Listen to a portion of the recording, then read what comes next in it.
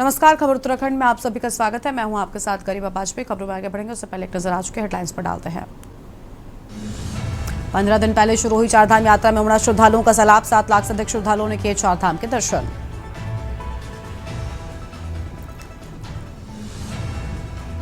Military police station पर cyber हमले की कोशिश। एपी की फाइल और पाकिस्तान से जुड़े संदेश भेजे, हालांकि फाइल को डाउनलोड नहीं किया गया।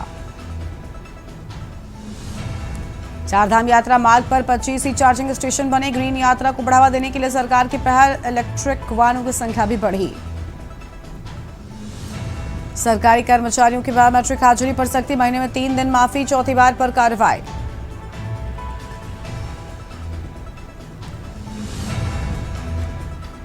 उत्तराखंड में चिलचिलाती गर्मी के बीच बिजली खपत में आया उछाल। 52 MU के पार पहुंची डिमांड। शहर से गांव तक कटौती। मैदानी इलाकों में गर्मी करने लगे बेहाल। पहाड़ों में आज तेज हवाओं के चलने का येलो अलर्ट। आप देख रहे हैं के न्यूज, खबरों का सारथी। और कर लेते हैं खबरों की ओर। देहरादून से खबर है, उत्तराखंड कैबिनेट की बैठक जारी है। सीएम पुष्कर सिंह धामी की अध्यक्षता में हो रही है बैठक। और बड़ी जानकारी आपको बता दें, सचिवालय के एपीजे अब्दुल कलाम भवन में हो रही बैठक। कैबिनेट बैठक में कई महत्वपूर्ण बिंदुओं पर हो रही चर्चा। मलन बस्तियों को लेकर हो सकता है महत्वपूर्ण निर्णय।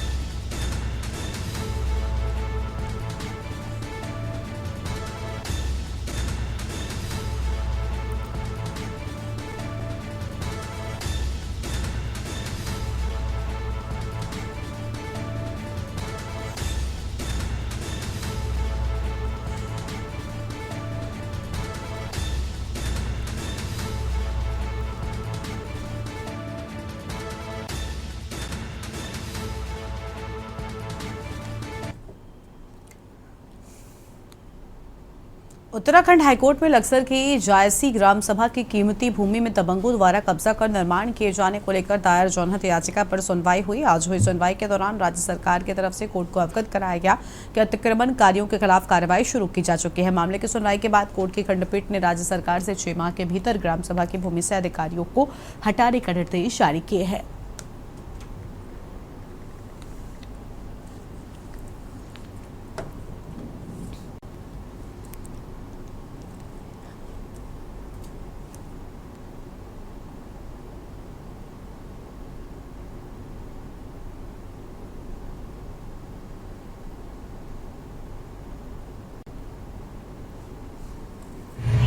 लक्सर में रायसी गांव है, वहां पर कुछ दबंग लोगों ने गांव सभा की 2.5 हेक्टेयर जमीन पर कब्जा कर लिया था, कि जो कि कीमती जमीन थी गांव सभा की। उसमें पहले भी कार्रवाई की गई थी, जिससे गांव सभा की जमीन घोषित कर दिया गया था। तो जुल्फिकार नाम के एक व्यक्ति ने कि याचिका दाखिल की थी, कुछ लोग उस पर एनक्रोचमेंट कर रहे हैं। तो माननीय न्यायालय के सामने आया था और माननीय न्यायालय ने किया है, उसमें ऑर्डर कर दिया है कि 122B कि उन लोगों ने कहा है कि सरकार ने उनके खिलाफ 122B की कार्रवाई शुरू कर दी है। तो ऑनरेबल कोर्ट ने कहा है कि आप 6 महीने, मैक्सिमम 6 महीने के अंदर उसका निस्तारण करें।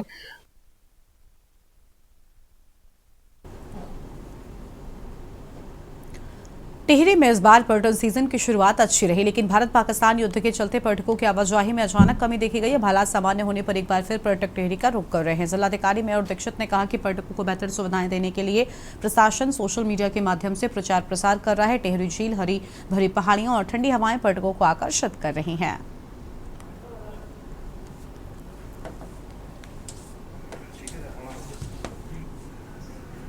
इसमें अधिक से अधिक यात्री आए, टूरिस्ट आए, उसके लिए विभिन्न स्तरों पे कार्रवाई की जा रही है। इसमें हम लोग सोशल मीडिया के माध्यम से प्रचार प्रसार कर रहे हैं, जगह जगह बैनर बोर्डिंग आदि लगाई गई है। साथ ही जो हमारे मुख्य पर्यटक स्थल हैं वहाँ पर यात्रियों की सुविधाओं के लिए जो मेन व्यवस्थाएं होती हैं, जैसे साफ़ सफाई हो, सफिशिएंट लाइट्स हो, सुरक्षा व्यवस्था चौकस है, और साथ ही जो हमारी जैसे बेसिक कम्युनिटीज़ हैं, टॉयलेट्स हैं, पीने का पानी हो आदि की व्यवस्था की गई है। साथ ही होटल्स, रेस्टोरेंट्स आदि में रेट लिस्ट आदि लगाई गई हैं, जिससे सभी यात्रियों को कॉन्फिडेंस फील हो और कोई किसी के साथ कोई दुर्व्यवहार, चीटिंग आदि ना हो। तो इन सभी चीज़ों पे ध्यान दिया जा रहा है। और अभी जैसे जैसे गर्मियाँ बढ़ेंगी और मौसम ठीक होगा और निश्चित तौर पे जब स्कूलों की छुट्टियाँ आती होंगी तो जून में हमने देखा है कि और यात्री यहाँ पर विजिट करेंगे। चारधाम यात्रा की गतिविधियाँ बहुत तेज़ होने जा रही है, होती जा रही है। तो हम लोग प्रयास कर रहे हैं कि सभी हमारे पर्यटक स्थलों पे बेसिक सुविधाएं हो, जिससे कोई भी टूरिस्ट यहाँ आए तो उसको अच्छा एक्सपीरियंस लेकर जाए और पुनः वापस यहाँ पर आए। उत्तराखंड में पर्यटकों की आवाजाही बहुत कम हो गई थी, लेकिन अब धीरे धीरे पर्यटन व्यवसाय पटरी पर लौट रहा है। बताते चले कि टिहरी जनपद जो है चार धाम यात्रा को भी जोड़ता है, जिससे कि जो पर्यटक लोग हैं वो आवाजाही कर रहे हैं। बीच में पर्यटकों के ना आने से होम स्टे संचालक काफ़ी परेशान हो रहे थे। सुभाष राणा, के news India channel, Tehri Garhwal. Kotdwar Jama Masjid के मुतवल्ली एवं भारतीय जनता पार्टी के अल्पसंख्यक मोर्चे के जिला महामंत्री ताजुद्दीन इदरसी ने इस्लामिक आतंकवाद को लेकर बड़ा बयान दिया है। कोटद्वार में मीडिया से बात करते हुए ताजुद्दीन इदरसी ने कहा कि जो हमारे विधायक, सांसद, इमाम और मौलवी हैं, उन्हें अपने सार्वजनिक मंचों से ऐसे मुसलमानों का बहिष्कार करना चाहिए।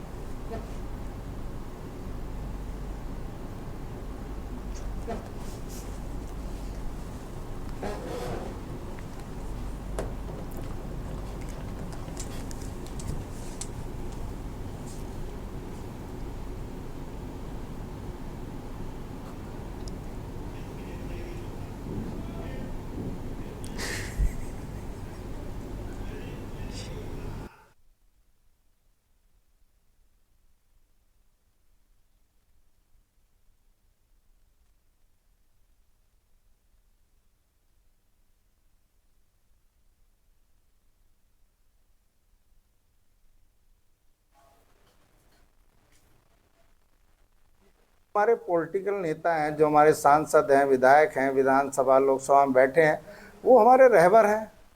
हमारे जो आलिम हैं, इमाम हैं, वो हमारे रहबर हैं। जब रहबर रास्ता दिखाएगा तो पब्लिक अपने आप समझ जाएगी, फिर खुद बहिष्कार करना शुरू कर देगी। अगर ये इमाम हमारे मस्जिदों के मन से करें और जो हमारे पॉलिटिकल लीडर हैं वो अपने मंचों से सबसे पहले इसी बात को कहें, भाई मुझे वोट दो, वोट मांगे, कोई दिक्कत नहीं है, लेकिन ये बहिष्कार है कि ऐसे आदमियों का बहिष्कार करें। और दरिंदगी की आशंका से कांपा हरिद्वार। मनसा देवी टनल में मिला मासूम का शव। 13 तारीख को रोडी बेल वाला से लापता थी मासूम। 4 साल की मासूम का शव मिला। बच्ची के पिता ने खुद ढूंढा शव, गला घोंटकर हत्या की जताई आशंका। टनल के कोने में पड़ा मिला शव मिलने से इलाके में सनसनी। पोस्टमार्टम से साफ होगी दरिंदगी की पुष्टि। पुलिस मामले की जांच पड़ताल में जुटी हुई है। एक संदिग्ध की पहचान, गिरफ्तारी के लिए दबिश जारी। एसपी प्रमेंद्र सिंह ढोभाल ने दिए जल्द खुलासे के निर्देश।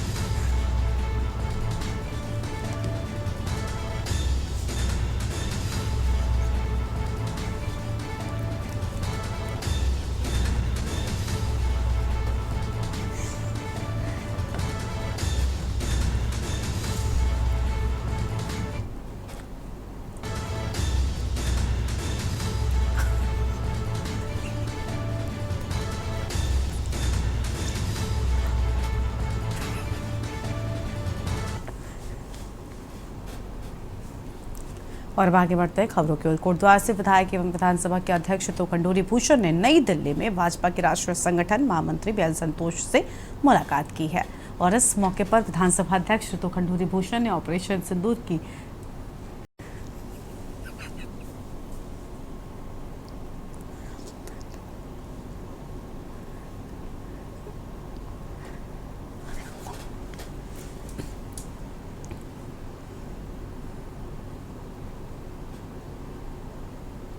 पूर्व सैनिक सेवा परिषद के अध्यक्ष महेंद्रपाल सिंह रावत ने कोटद्वार शहर में सत्यापन प्रक्रिया में तेजी लाने की एसएसपी पौड़ी से मांग की है। मीडिया से बात करते हुए महेंद्रपाल सिंह रावत ने कहा कि कोटद्वार शहर की डेमोग्राफी भी तेजी के साथ बदल रही है और बाहरी राज्यों से बड़ी संख्या में लोग यहां अपना मकान बना रहे हैं, जिसमें कुछ लोग संदिग्ध भी हैं, लिहाजा इनके सत्यापन प्रक्रिया में तेजी लानी चाहिए।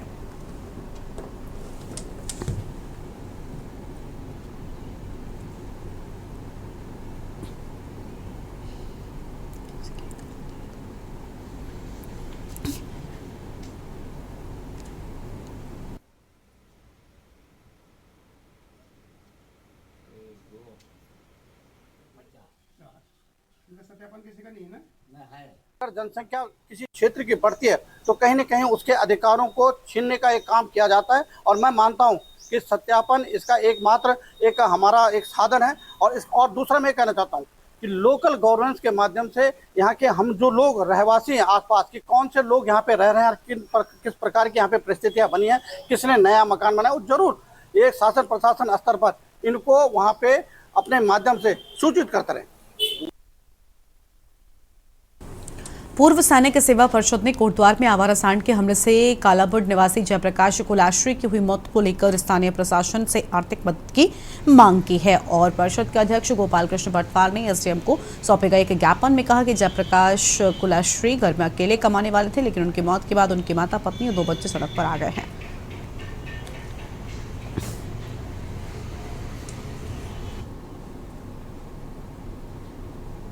अपना प्रकाश चंद कुलाश्री जो 4 नंबर स्कूल के पास जिनका घर है, उनको लावारिस सांड ने जो है हमला कर दिया उनके ऊपर और उनका जो मतलब जहाँ पर सांड ने उनको घायल किया, जहाँ पर निशान हमारे रावत जी के पास आपको मिल जाएंगे।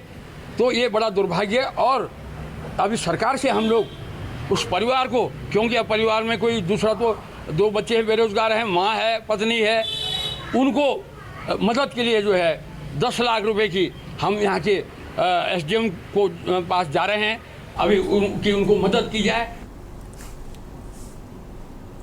लगातार बढ़ते साइबर अपराधों को देखते हुए अब साइबर कमांडो की विशेष शाखा की स्थापना की जा रही है। इसी के तहत उत्तराखंड पुलिस के भी 72 जवानों का चयन किया गया है। जवानों को 6 महीने का साइबर कमांडो प्रशिक्षण प्राप्त किया जा रहा है और साथ ही आपको बता दें कि साइबर सुरक्षा, digital forensic, threat intelligence, cryptocurrency और क्रिप्टोग्राफी तथा नेटवर्किंग आदि विषयों के मूल सिद्धांतों और अनुप्रयोगों के विषय में प्रशिक्षित कर साइबर सुरक्षा क्षमताओं को बढ़ाया जा रहा है।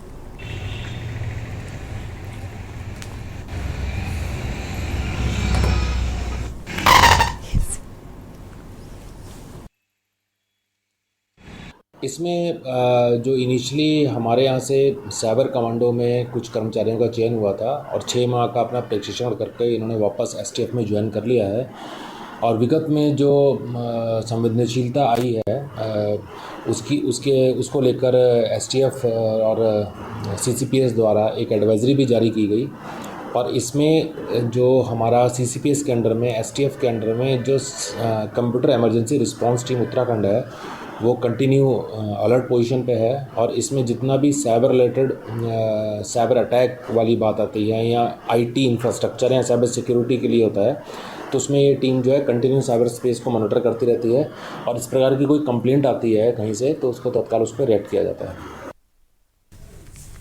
उत्तराखंड की राजधानी देहरादून के उत्तरांचल प्रेस क्लब में प्रेस वार्ता की गई। ये प्रेस वार्ता उत्तराखंड इंसानियत मंच द्वारा की गई है, जिसमें उत्तराखंड सरकार और जिला प्रशासन द्वारा राज्य में हिंदुत्व समर्थकों की गैर कानूनी सांप्रदायिक गतिविधियों को नजरअंदाज किए जाने से उत्पन्न खतरों को उजागर किया गया है।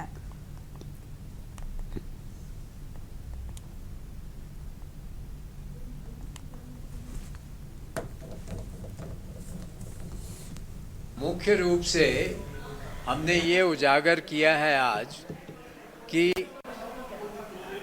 राज्य सरकार और जिला प्रशासन ने जिस तरह से हिंदुत्ववादी ताकतों की गैर कानूनी गतिविधियों की अनदेखी की है, उसकी वजह से पूरे राज्य में नफरती माहौल फैल रहा है।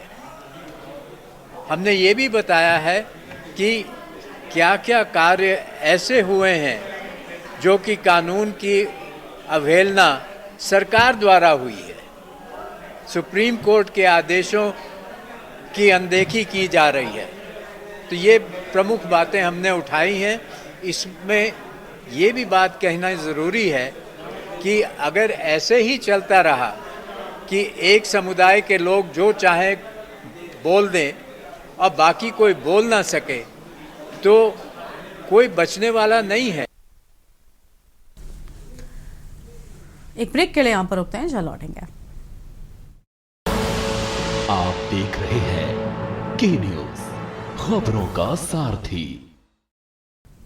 उत्तर प्रदेश के गोरखपुर में बर्ड फ्लू से बाघ की मौत के बाद उत्तर प्रदेश के कई शहरों जैसे गोरखपुर, लखनऊ, कानपुर के सभी प्राणी उद्यानों को सैलानियों के लिए बंद कर दिया गया है। तो वहीं नैनीताल स्थित उच्च स्तरीय प्राणी उद्यान सुरक्षक के मद्देनजर सभी वन्य जीवों की विशेष निगरानी करने के साथ ही चिड़ियाघर में साफ सफाई व सैनिटाइजरी पर विशेष ध्यान दिया जा रहा है। मामले को गंभीरता से लेते हुए जू प्रबंधन के द्वारा 2 वेटनरी डॉक्टरों की तैनाती भी कर दी गई है।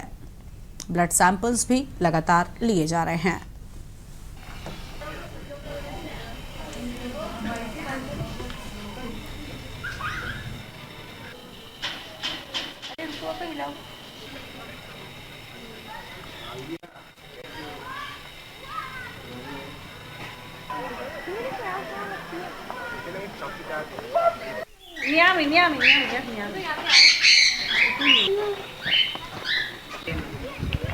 देखिए, इसमें अभी जो यूपी की जो घटना हुई है उसके बाद हमने भी अपना नैनीताल जू में पूरे इसके प्रोटोकॉल्स को हम फॉलो कर रहे हैं और अभी किसी भी प्रकार की कोई ऐसी उत्तराखंड से कोई न्यूज़ नहीं आई है जिसमें यहाँ पे उसका कोई प्रभाव दिख रहा हो।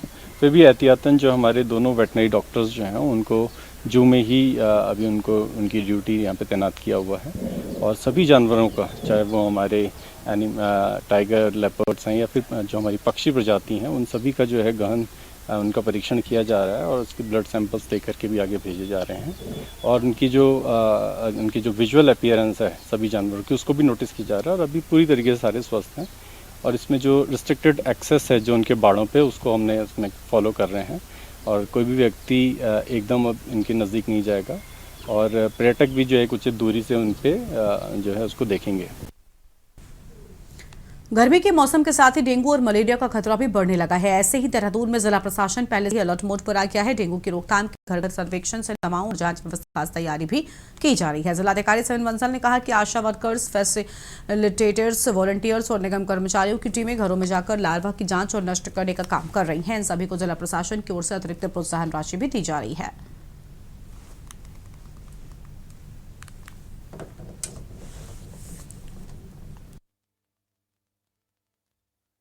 हमारे कम्युनिकेबल डिजीज़ हैं डेंगू, मलेरिया, तो उसमें हमारे दोनों एस्पेक्ट्स हैं, प्रिवेंटिव और थेरेप्टिक। तो प्रिवेंटिव एस्पेक्ट पे हमारे घर घर जाकर सर्वेक्षण करने हैं, आशा वर्कर्स को, आशा फैसिलिटेटर्स को, अग्रणी अमला है हमारा, इनके साथ साथ हमारे वॉलंटियर्स भी रखे गए हैं और हमारे निगम के कर्मी भी हैं। तो इन सबको प्रेरित रखना बहुत आवश्यक है। इसके लिए जिले स्तर से उनको एडिशनल 1500 रुपये दिए जा रहे हैं और उत्कृष्ट कार्य करने वालों को 1555 रुपये अतिरिक्त दिए जा रहे हैं, वो संख्या कितनी भी हो। इसके साथ साथ जो हमारे वॉलंटियर्स रखे हैं उनका सुपरविजन भी आशा फैसिलिटेटर्स को दिया गया है ताकि वो उनके नियंत्रण में रहकर, उनके सुपरविजन में रहकर कार्य करें। रुड़की की गगन कोतवाली क्षेत्र स्थित KLDAV डिग्री कॉलेज में फिजिक्स प्रैक्टिकल वाइवा के दौरान छात्राओं से छेड़छाड़ का एक मामला सामने आया है। आरोप है कि आपको बता दें कि जोड़ियाला कॉलेज से आए एक प्रोफेसर ने परीक्षा के दौरान कई छात्राओं के साथ अभद्र व्यवहार किया। मामले की शिकायत छात्राओं व कॉलेज प्रबंधन ने मिलकर कोतवाली गंग नहर में दर्ज कराई। कॉलेज की HOD मतलेश कुमारी के अनुसार प्राचार्य द्वारा पुलिस को सूचना दी गई है। एक तहरीर आई है, एक डिग्री कॉलेज है यहाँ, जहाँ एक पर्टिकुलर सब्जेक्ट में कोई दूसरे डिग्री कॉलेज से प्रोफेसर आए थे, तो जिन बच्चों का वाइवा लिया जाना था, उन्होंने पाया कि बच्चियों का ये कहना है कि उनके साथ प्रोफेसर साहब ने गलत संग से बैड टच किया और इंटेंशनली कुछ चीज़ें उनको गलत फील हुई हैं। तो प्रथम दृष्टया जो वहाँ घटनाक्रम पुलिस के संज्ञान में आया, जो चीज़ें पता करी, तो इस बात की पुष्टि होती है और तहरीर हमें प्राप्त हुई है काफ़ी सारी बालिकाओं की तरफ से। हम उसमें इमीडिएट मुकदमा दर्ज कर रहे हैं और आगे की कार्रवाई जो होगी वो की जाएगी। उनको जब हमारा 3rd बैच चल रहा था तो उस समय मुझे प्रिंसिपल साहब ने बुलाया और वहाँ पे कुछ गर्ल्स थी। उन्होंने कहा मैडम हम जो एग्जामिनर आए हैं वो हमारे साथ इस टाइप की हरकतें कर रहे हैं, कभी हमें टच कर रहे हैं और इस तरह से कर रहे हैं। तो हमने कहा ठीक है, हम अभी उनसे बात करते हैं। उससे पहले मेरी नॉलेज में ये वाला मैटर नहीं था। हमने जाकर उनसे बात करी, मैं कहा आप ऐसा कर रहे हैं, इन लड़कियों ने हम शिकायत करी है। वो मान गए, एक्सेप्ट कर रहे हैं कि हाँ मैंने ऐसा किया। ये तो बहुत ही गलत है। आज तक कभी ऐसा नहीं हुआ था कि हमारे डिपार्टमेंट में कोई एग्जामिनर आए, कोई टीचर आए हैं और वो इस टाइप की हरकतें करें। ये गवर्नमेंट डिग्री कॉलेज चुड़ियाला से आए हैं, डॉक्टर ए अंसारी। कॉलेज में पढ़ती हूँ। मैं वाइवा देने के लिए गई थी एग्ज़ामिनर को, तो पहले तो उन्होंने मुझे टच किया चीक्स पे, तो मैं पीछे गई तो उन्होंने मेरा हाथ पकड़ के आगे किया। फिर बाद में उन्होंने मेरे दोबारा ऐसे करके चीक्स पे फिर ऐसे किया और फिर बाद में उन्होंने मुझे बैड टच भी किया। बहुत सारों के चीक्स पे किया है। हमने प्रिंसिपल सर को शिकायत की थी। आपके साथ क्या कोई और भी बहुत सारी लड़कियाँ थी। बहुत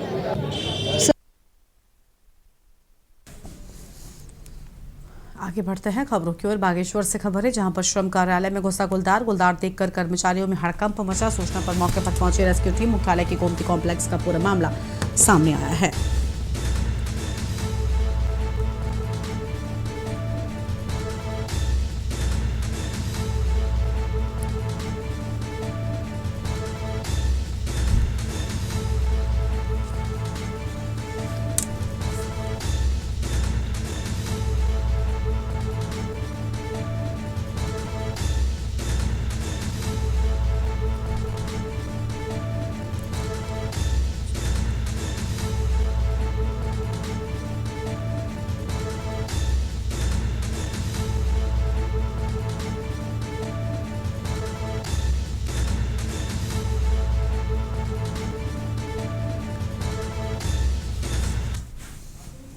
इस बुलेटिन में इतना ही। देखते रहिए न्यूज़ इंडिया। नमस्कार।